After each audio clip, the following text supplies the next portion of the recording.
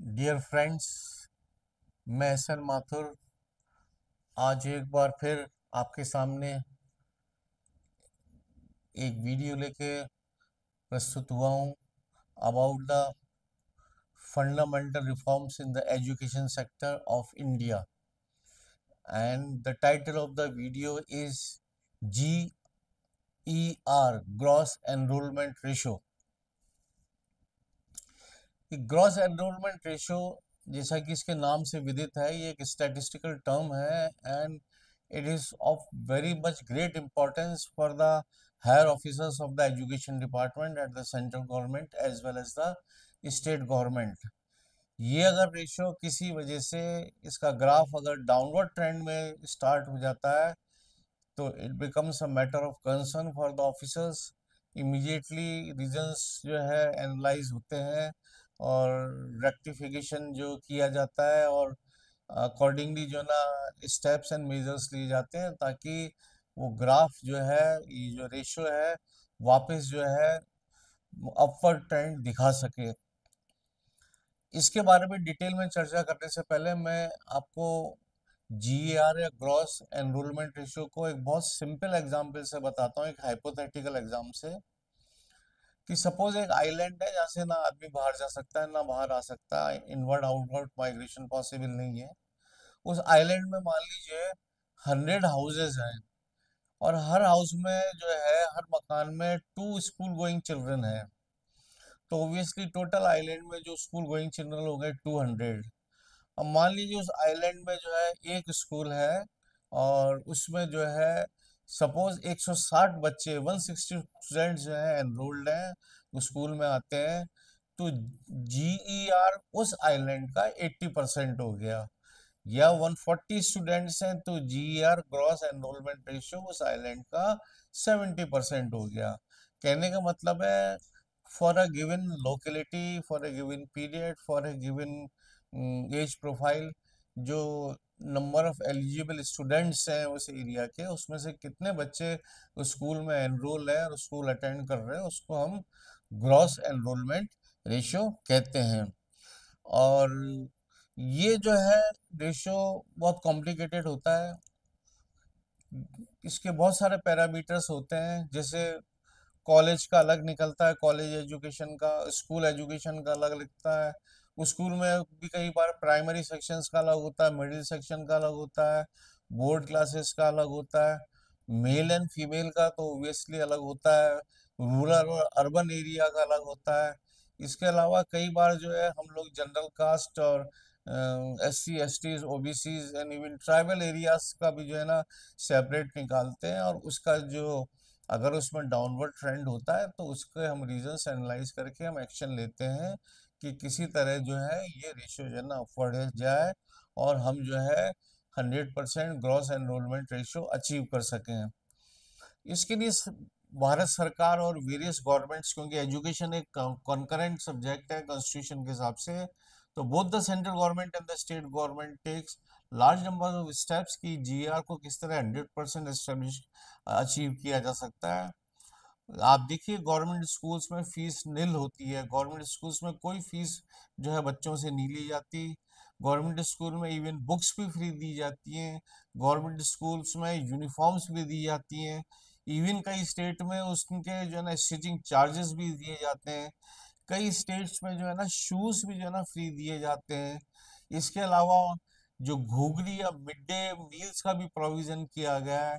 कई स्कूलों में सुबह ब्रेकफास्ट मिलता है, कई स्कूल में सुबह चने गुड़ मिले जाते हैं, कई स्कूल में सुबह दूध भी दिया जाता है। तो ये सब इतने सारे जो कंसेशंस दिए गए हैं, वो केवल इसलिए हैं कि बच्चे जो है स्कूल आए और स्कूल अटेंड करें और ड्रॉप आउट्स नहीं हो, ताकि each and every child can be educated. तो ये GER या ग्रॉस एनरोलमेंट रेशो का जो है, ये महत्व है। और ये सबसे महत्वपूर्ण जो है विषय होने की वजह से, जो मैंने अपनी एक बुक लिखी थी, जैसे भी पहले बताया था कि Renaissance of Indian education reforms में, उसमें जो है वो मैंने इसको किसी चैप्टर में ना लेके, इसको पूरी डिटेल मैंने प्रीफेस में लिखी है, उसके रीजंस वगैरह और उसके रेमेडियल एक्शंस भी मैंने उसमें डिस्कस किए हैं। अब अगर हम जो है ना नेशनल एजुकेशन पॉलिसीज की तरफ चलें, जो जिसमें जीईआर का, ग्रॉस एनरोलमेंट रेशियो का जो डिस्क्रिप्शन है, तो सबसे पहले मैं जो है, जो फर्स्ट अपनी एजुकेशन पॉलिसी निकली थी 1968 में, उसका पेज नंबर जो है मैं आपको 39 का पैरा नंबर 4.1 में आपको बताना चाहता हूँ कि in school suitable program should be developed in schools and to ensure that every child who is enrolled in school successfully completes the prescribed course. Means कि जब हमारा देश आज़ाद हुआ था उसके कुछ सालों बाद ही, जब ये नेशनल एजुकेशन पॉलिसी 1968 में फर्स्ट एजुकेशन पॉलिसी निकली थी, उस समय ही ये बता दिया गया था कि जो है हमको जीआर हमारा 100% होना चाहिए। इसके बाद जो हमारे पास जो एजुकेशन पॉलिसी जो government of India lie, that was of year 1986। 86 में जो नेशनल एजुकेशन पॉलिसी थी, उसमें जो, अगर आप पेज नंबर 12 पे पैरा 5.12 देखेंगे, उसका टाइटल ही है आपका रिजॉल्व। तो उसमें जो ना एक रिजोल्यूशन दिया गया था कि it should be ensured that all children who attain the age of about 11 years by 1990 will have had 5 years of schooling, and likewise by 1995 all children will be provided free and compulsory education up to 14 years of age। तो इस line में भी देखिए ये word आया है कि by 95 all children will be provided. All children का मतलब वही ग्रॉस एनरोलमेंट रेशियो 100% अचीव होने के लिए उन्होंने जो है इंस्ट्रक्शन दिए थे। और ये बात है 1986 की नेशनल एजुकेशन पॉलिसी के अंदर। अब इस चीज को भी ऑलमोस्ट करीब करीब 40 साल हो गए हैं, और हम लोग जो है अभी भी पूरी कोशिश कर रहे हैं। तो 2020 की जो नेशनल एजुकेशन पॉलिसी निकली, उसका जो पैरा 3.1 पेज नंबर 10 पे है, उसमें फिर वापस जीआर का उल्लेख है, और उसमें लिखा है one of the primary goal of the schooling system must be to ensure that childrens are enrolled in and are attending school. कि जो स्टेट गवर्नमेंट का और जो सेंट्रल गवर्नमेंट का जो एजुकेशन डिपार्टमेंट का प्राइमरी टारगेट है, वो ये है कि each and every children should be going to the school, and he is not coming out of the school as a drop out under any circumstances. अब देखिए जो वीडियो जिस चीज के लिए बनाया गया है उसके डेटा आ रहे हैं।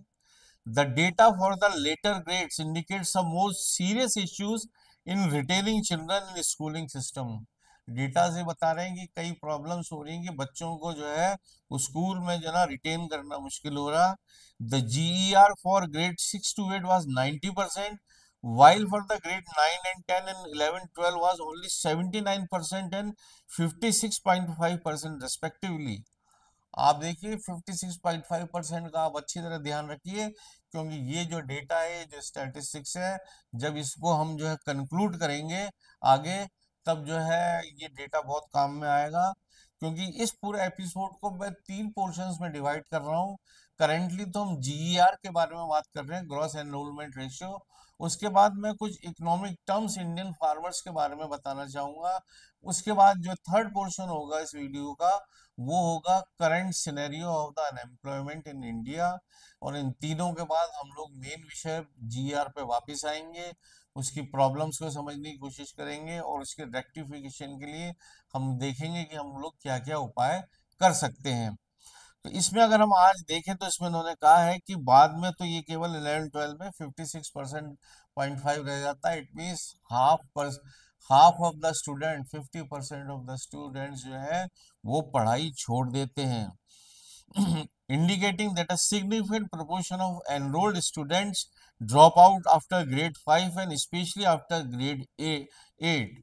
फिफ्थ क्लास के बाद और एट्थ क्लास के बाद बच्चे जो होते हैं वो स्कूल जाना बंद कर देते हैं। इस चीज को ध्यान रखिए क्लास फिफ्थ को और क्लास एट्थ को, क्योंकि ये कंक्लूजन में जब मैं इस चीज का कंक्लूजन करूंगा, ये फिगर और ये फैक्ट जो है ना बहुत इंपॉर्टेंस रखेगा। According to the survey by NSSO, the number of out of school children in the age group of 6 to 17 years is 3.22 crore। 3.25 crore भारतीय बच्चे जो हैं, जिनकी एज 6 और 17 ईयर्स के बीच में है, वो स्कूल नहीं जा रहे हैं, in spite of so much concessions given by the government, जो ऊपर अभी डिस्कस किया है कि फीस नहीं है, और बुक्स फ्री है, और आपको मिड डे मील मिल रहा है, आपको जो है ड्रेसेस मिल रही हैं, स्टिचिंग चार्जेस मिल रहे हैं, शूज आपको फ्री मिल रहे हैं, और इतना जो अलग अलग तरह की स्कीम्स हैं। कई जगह जो है ना टैबलेट्स दी जाती हैं, कई जगह जो है लैपटॉप्स प्रोवाइड हो रहे हैं, कई जगह फ्री स्कूटीज दी जा रही हैं गर्ल्स को, ताकि जो है ना उनकी एजुकेशन कंटिन्यू रहे। कई जगह छात्रावास बने हुए हैं, बेटी बचाओ बेटी पढ़ाओ और सुकन्या योजना, और तमाम अलग अलग तरह की योजनाएं थ्रू आउट इंडिया जो है ना इन्होंने रख रखी है, ताकि किसी तरह बच्चे जो हैं स्कूलों में एडमिशन लें, स्कूलों में पढ़ें, और स्कूल से बाहर ना निकलें। And to it will be the top priority to bring this channel back into the education fold as early as possible and prevent further student from dropping out, कि इन बच्चों को हमको वापस लाना है स्कूल में, और बच्चे ना निकले, इनकी कोशिश करना करना है, with a goal to achieve 100% gross enrollment ratio in preschool to secondary level by 2030, कि ये ग्रॉस एनरोलमेंट रेशियो 100% 2030 तक हो जाए। तो 2020 की जो पॉलिसी थी, अभी 2025 तो चल रहा है, कोई सिग्निफिकेंट जो है वर्क जो है, हालांकि इसमें काम में बहुत तेजी आई है, लेकिन 2030 तक करने के लिए हमको अभी और बहुत प्रयास करने पड़ेंगे। तो ये जो था जीआर को, मैंने ग्रॉस एनरोलमेंट रेशो को मैंने आप लोगों को समझाने की कोशिश करी, और इसके अलग अलग प्रोविजंस जो नेशनल एजुकेशन पॉलिसीज में दिए थे 1968 में, 1986 में, एंड इवन 2020 में, हर जगह एक ही ये टारगेट था कि 100% जो है जीआर होना चाहिए, means each and every child should be educated. लेकिन वो हम जो है इतने सालों के बाद भी 1968 से 2025 तक, करीब करीब 50 साल 55 साल होने वाले, 100% रेशो जो है अचीव नहीं कर पाए हैं। अब मैं जो है आपको नेक्स्ट जो है इकोनॉमिक्स की तरफ ले चलता हूँ, that is about the Indian farmers. मैं आपके सामने जो डेटा या कुछ फिगर या स्टेटमेंट बोल रहा हूँ, वो गवर्नमेंट ऑफ इंडिया के फिगर्स हैं, क्योंकि ये मैंने आपके सामने जो किताब ली है, ये एनसीईआरटी की किताब है, जो कि सीबीएसई ने क्लास 11th में इकोनॉमिक्स के लिए स्टार्ट करी है। तो मतलब इकोनॉमिक्स की क्लास 11th में ये इकोनॉमिक्स की किताब चलती है। अब इसके मैं 3 4 5 स्टेटमेंट्स आपको बताना चाहूंगा, जिसका कंक्लूजन जो होगा वो एंड में इन तीनों का जो है जीएआर का, इकोनॉमिक्स का और अनएम्प्लॉयमेंट रेशियो का, जब हम लोग ये डिस्कस कर लेंगे, तब हम जो है ना इसके कंक्लूजन पे आएंगे। सबसे पहले लाइन जो है वो पेज नंबर 26 में दे रखी है, कि सब्सिडीज के बारे में, कि India, the farming in India continues to be a risky business. फिर समझ लें, इसमें ये लिखा है कि इंडिया के अंदर खेती करना एक रिस्की बिजनेस है, और ये चीज आप लोगों को बहुत अच्छी तरह मालूम है, because it all depend upon the मेहरबानी ऑफ द मानसून। समटाइम सूखा is there and sometime floods are there. Most farmers are very poor. दूसरा स्टेटमेंट भी जो है वो अपने आप में बहुत इंपॉर्टेंट है, कि एग्रीकल्चर रिस्की बिजनेस है, और इस वजह से most farmers are very poor. इसका थर्ड स्टेटमेंट मैं पढ़ता हूँ इसी पेज पे। Some 65% of the country's population continue to be employed in agriculture even as late as 1990। हमारे भारत देश की जो जनता थी, उसका जनता है, उसका 65% हिस्सा जो है 1990 तक भी जो है एग्रीकल्चर के अंदर इन्वॉल्व था। अब हम अगर थोड़ा सा आगे बढ़े और इसको पेज नंबर 100 पे आए, तो इसमें जो है एक चीज और लिखी है, 60% of the workforce in rural India depends on agriculture, कि जो रूरल एरिया के अंदर जो लेबर क्लास है, उसमें से 60% जो है वो एग्रीकल्चर के अंदर जो है वो इन्वॉल्व है। और उसके बाद जो है पेज नंबर 101 पे ये भी लिखा है कि India, we know that India is agrarian nation, Bharat एक कृषि प्रधान देश है। A major section of population lives in rural area, maximum जो पॉपुलेशन है वो जो है गांव में रहती है, and dependent on agriculture for their main livelihood, कि वो जो है कमाने के लिए उनके लिए जो मेन मेजर पोर्शन है वो जो है आपका कृषि या एग्रीकल्चर है।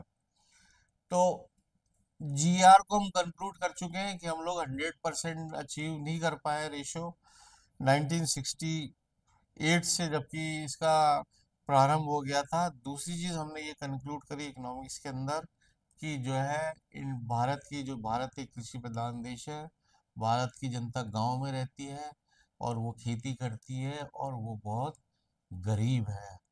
अब मैं तीसरे कुछ आंकड़े जो है current status of unemployment in India के बारे में बताना चाहूँगा। ये जो आंकड़े मैंने जो लिए हैं और जो बता रहा हूँ, ये इंडिया के लीडिंग न्यूज़पेपर है इंग्लिश मीडियम के, जिनको मैं खुद ही 30 साल 40 साल से पढ़ रहा हूँ। और मैं सोचता हूँ नाम बताना ठीक नहीं होगा, प्राइवेसी भंग होती है। तो उसमें सबसे पहला जो मैं आपके सामने स्टेटमेंट पढ़ रहा हूँ वो ये है, we saw news reports that 395,000 candidates, हमने देखा कि करीब करीब 4 lakh candidates including 6112 post graduate, जिसमें 6000 पोस्ट ग्रेजुएट थे, 39990 ग्रेजुएट्स, करीब 40,000 के आसपास ग्रेजुएट्स थे, एंड 117144, करीब 1,17,000 जो candidates has studied up to the class 12 has applied for the position of sweeper in Haryana government at the salary of rupees 15,000 per month on a contract basis। Haryana government ने, हरियाणा सरकार ने, हरियाणा राज्य ने 15,000 रुपये per month पे, वो भी permanently contract basis पे स्वीपर्स की पोस्ट निकाली थी, जिसमें करीब 4 लाख आवेदन आए और उसमें से जो है 6,000 तो पोस्ट ग्रेजुएट थे और करीब करीब उसमें 40,000 ग्रेजुएट्स थे। ये एम्प्लॉयमेंट की हमारे यहाँ इंडिया में पोजीशन है।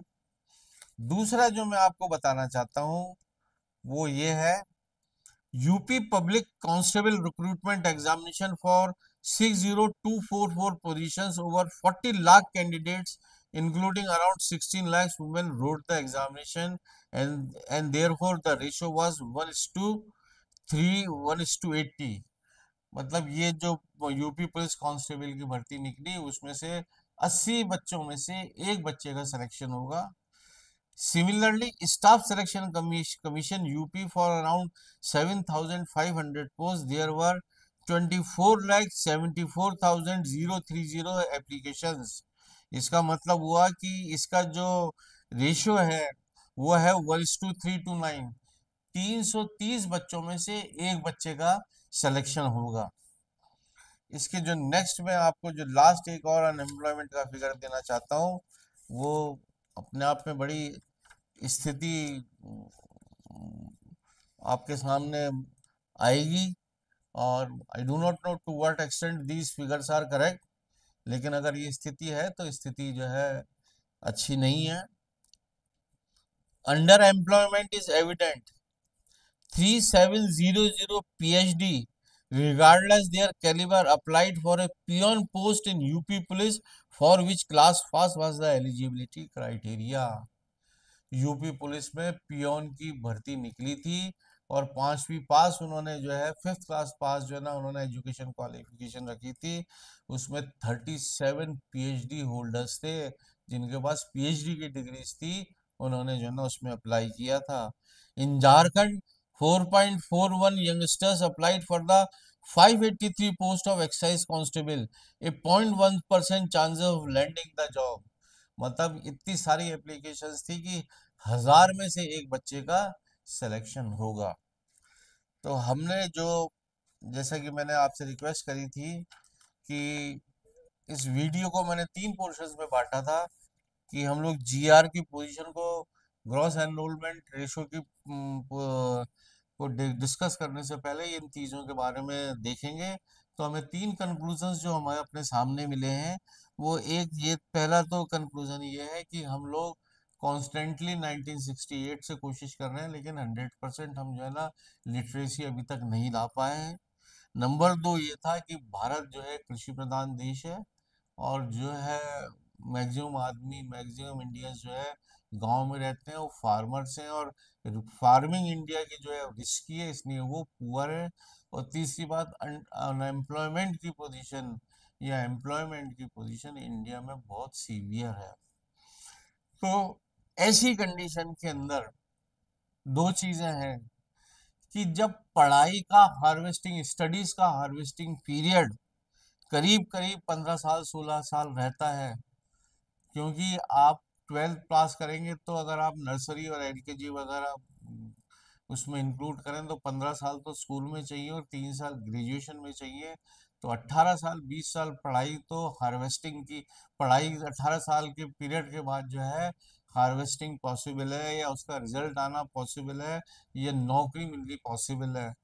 और दूसरी ओर, I am entering into the nucleus of this problem of GAR, that why we are not able to get 100% GR till now, even we started it from the 1968।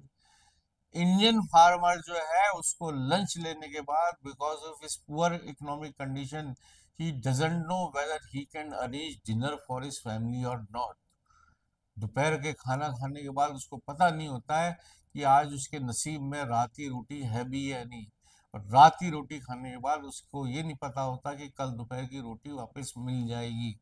ऐसी condition में वो अपने बच्चों को 18 साल के लिए अपना दिल कड़ा करके कैसे एजुकेशन सिस्टम में डाल दे, और उनको जो है ना एजुकेट करे, और वो भी इतने सालों के बाद अंडर एम्प्लॉयमेंट की ऐसा सिनेरी होने की वजह से अगर उनको नौकरी नहीं मिली, तो वो किस तरह जो है ना अपना लालन पालन करेगा।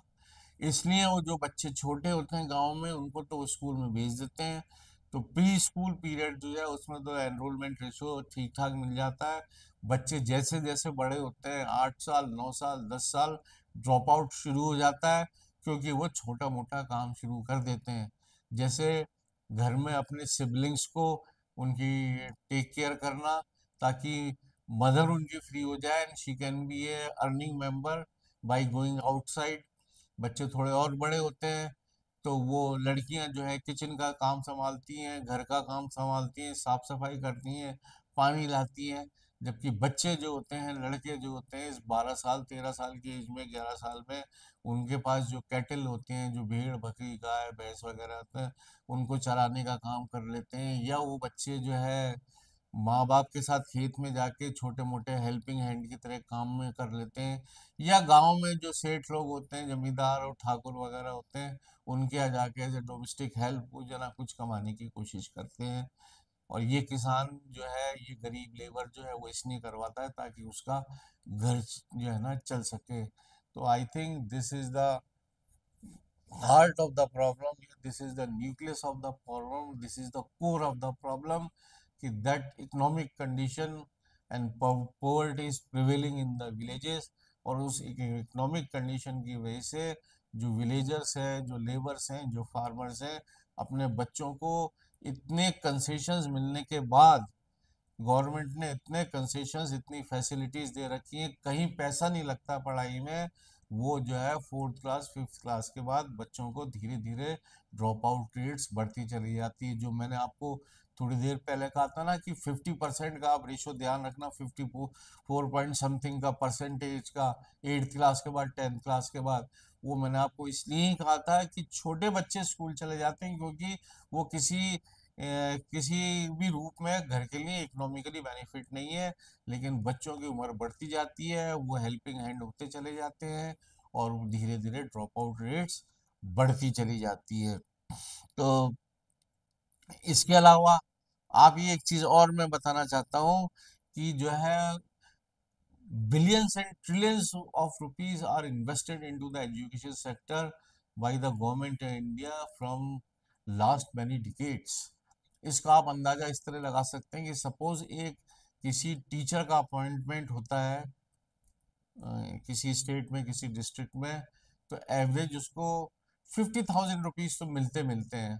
हालांकि हम मतलब मैंने तो ये कि मीन निकाला है, अगर हम सबका वो देखें, क्या कहते हैं, junior teacher, senior teacher, principal और वाइस प्रिंसिपल और जूनियर स्कूल लेक्चरर्स, फिर कॉलेजेस के अगर हम देखें तो वही junior lecturer, senior lecturer, associate professors, HODs, deans, इन सब की तनख्वाहों का मीन निकालें तो at least 1 lakh rupees per month तो आना चाहिए। लेकिन सेफर साइड में मैं इसको जो है 50,000 ही लेके चलता हूँ। तो आप ये देखिए, एक टीचर के अपॉइंटमेंट होने के बाद उसको जो 50,000 रुपीज पर मंथ मिलते हैं, उसके हिसाब से उसको एक साल में 6 लाख रुपया मिलता है। और क्योंकि 30 साल नौकरी करता है, तो 6 लाख का 10 साल में 60 लाख, और उसका 30 साल के अंदर उसको 1.8 करोड़ रुपया मिलता है। इसको अगर अपन राउंड अबाउट 2 करोड़ कर ले, तो पेंशन जो आधी मिलती है वो जो हो गई आपकी जो है ना 1 करोड़, और उसको भी अपने को आधी करनी पड़ेगी, क्योंकि लाइफ एक्सपेक्टेंस जो लाइफ का जो हम एक्सपेक्टेंसी रखते हैं, वो अगर उसको 75 साल रखें, तो वो 30 साल से 15 साल को हम और कम कर दें, तो करीब करीब जो है 2 करोड़ का 1 करोड़ कम किया, और 1 करोड़ को आधा किया, तो 50 लाख रुपया हो गया। तो 2.5 करोड़ रुपया तो ये हो गया। और उसके बाद जो है सेटलमेंट बेनिफिट भी अगर आप मिनिमम से मिनिमम मान के चलिए, तो 50 लैक्स हो गए। तो एक टीचर के अपॉइंटमेंट के बाद वो जो है 3 लैक्स रुपीज जो है, 3 करोड़ रुपीज जो है वो अर्न कर सकता है पूरी जिंदगी में। अब आप सोच लीजिए कि आपकी सिटी में, आपके डिस्ट्रिक्ट में, आपके विलेजेस में कितने टीचर्स हैं, कितने स्कूल्स हैं, कितने कॉलेज हैं, कितने लेक्चरर्स हैं, और पूरे आपके स्टेट में कितने डिस्ट्रिक्ट हैं, पूरे इंडिया में कितने स्टेट्स एंड यूनियन टेरिटरीज हैं, उसमें कितने लैक्स ऑफ जो है ना टीचिंग स्टाफ मौजूद है। फिर उसके अलावा उस स्कूल्स का इंफ्रास्ट्रक्चर मौजूद है, उस स्कूल्स की लैंड एंड बिल्डिंग है, लैब्स हैं, इक्विपमेंट्स हैं। Government of India is investing billions and trillions of rupees in education system. लेकिन जो है ग्रॉस एनरोलमेंट रेशियो जो इसी वजह से जो है नहीं हो पा रहा है 100%। This is as far as my thinking is concern, this is my personal views. और इसको इम्प्रूव करने के लिए अब हमारे पास एक नया चारा, एक जो नया ऑप्शन है, वो केवल ये हो सकता है, आई मे बी करेक्ट और आई मे बी रॉन्ग इन टोटो, कि हमको स्कूल्स के अंदर वो कंसेप्ट लाना पड़ेगा कि अर्निंग वाइल लर्निंग। जो बच्चे 6, 7, 8 में है, 9th में, और जो ड्रॉप आउट्स हो रहे हैं बड़े होने के बाद, उनको कुछ हमको काम देना पड़ेगा which should be very simple, जहाँ रॉ मटेरियल की जो ना अवेलेबिलिटी काफ़ी हो, और जिसको करने के लिए हमें किसी तरह की मशीन्स या टेक्निकल एक्सपर्टीज की ज़रूरत नहीं हो, और जो प्रोडक्ट बने उसका मार्केट में जो ना कंपटीशन नहीं हो।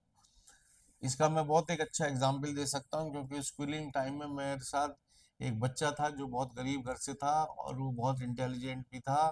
तो वो जो है स्कूल आवर्स के बाद उसके सब भाई बहन जो है न्यूज़पेपर से जो है वो कागज की थैलियां बनाते थे। और आजकल तो कागज की थैलियों का प्रचलन पॉल्यूशन की वजह से बहुत ज़्यादा बढ़ता जा रहा है।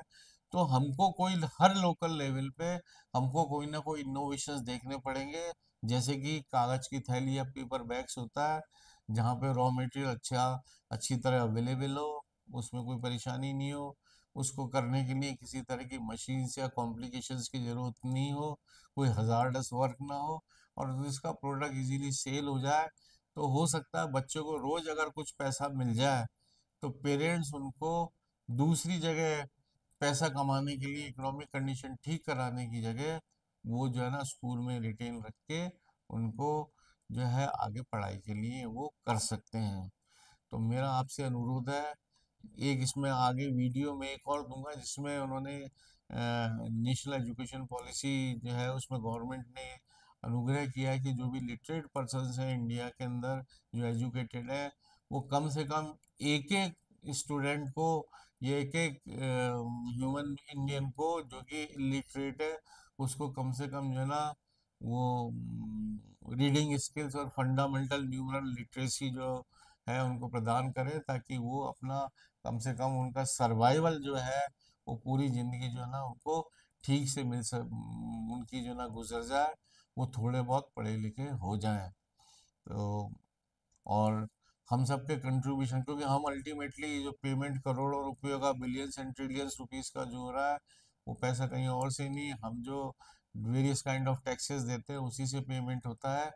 तो हम लोग अगर और थोड़ा सा कंट्रीब्यूशन करें, और हम किसी भी एक इंडियन को जो लिटरेट है उसको जो है लिटरेट बनाने की कोशिश करें, तो हो सकता है हमारा जो ड्रीम है 2047 तक डेवलप्ड कंट्री बनने का, विकसित देश बनने का, वो शायद सफल हो जाए। इंडिया ऑलरेडी जो है फोर्थ लार्जेस्ट इकोनॉमी अभी थोड़े दिनों पहले शायद हो गया है, और we are now aspiring for the third largest economy. आशा है आप मेरे विचारों को आपने मेरे को सुना और शायद सहमत होंगे। और आपको अगर ठीक लगे तो हर बार की तरह आपसे जो है गुजारिश है कि उसको आगे 5-6 ग्रुप्स में भेजें। और मेरा चैनल अगर अभी तक सब्सक्राइब नहीं किया हो तो चैनल को सब्सक्राइब करें, ताकि आगे भी मैं फंडामेंटल रिफॉर्म्स के जो वीडियोस हैं वो आप जो है ना देख सकें और अपने विचार व्यक्त कर सकें। Thank you once again.